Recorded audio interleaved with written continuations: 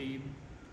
څنګه چې تاسو ته معلومه ده چې د بونیر په تاریخ کې داسې سانحه نه راغلي، په بونیر باندې موجوده ډیره لویه سانحه راغلې ده. ستاسو د ټولو خلکو په علم کې به ټول بونیر متاثره دی، خو خصوصا ګوکن او قدرنګر، پیر بابا، بیشونی، دا بعضې علاقې داسې متاثره دي، په داسې حال کې دي چې خلق په دې فکر کې دی یو راځي بل راځي د خپل مړي شناخت کوي، د چا لاس شته خپۍ نشته، د چا سر شته خپۍ نشته.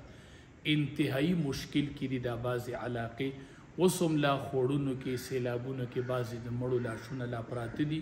اوس هم ډېر خلق داسې دی چې بعضې لاشونه ورته میلاو شوي دي او بعضې نه دي میلاو شوي. تاسو به د جنازو دا تعداد وینئ. ما خپله پکې اوس د 2 کسو جنازه وکړله.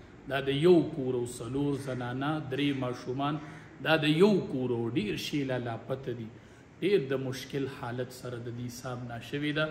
کم چې صاحب استطاعت خلق یې، د وس خاوندان یې او د کار خلق دی، هغه د ځان دې موقع ته ورسوي.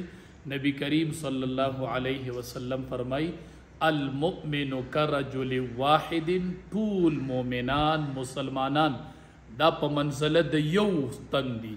ان اشتکا عینه اشتکا کلو، چې په وجود کې سترګې ته تکلیف نو ټول وجود ته تکلیف. دا د امت مسلمه ذمہ داری جوړیږي چې مسلمان په تکلیف کې دی، پکار ده چې دی ټول غم کې مونږ شریک شو.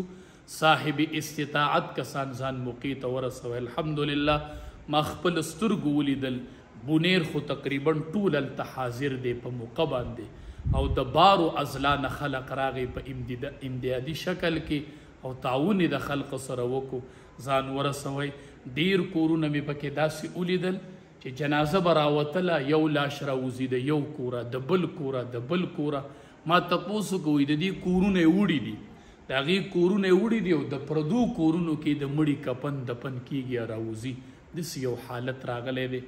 او ټول دعاګانې هم کوئ چې کم پکې شهدا دي الله دې درجات عالیه نصیب کړي، او کم چې سپتالونو کې دله الله دې روغ جوړ کړي او سلاپته دي الله دې دا لاشونه پیدا کړي. ډېر د مشکل حالت سره د بونیر سامنا شوې ده.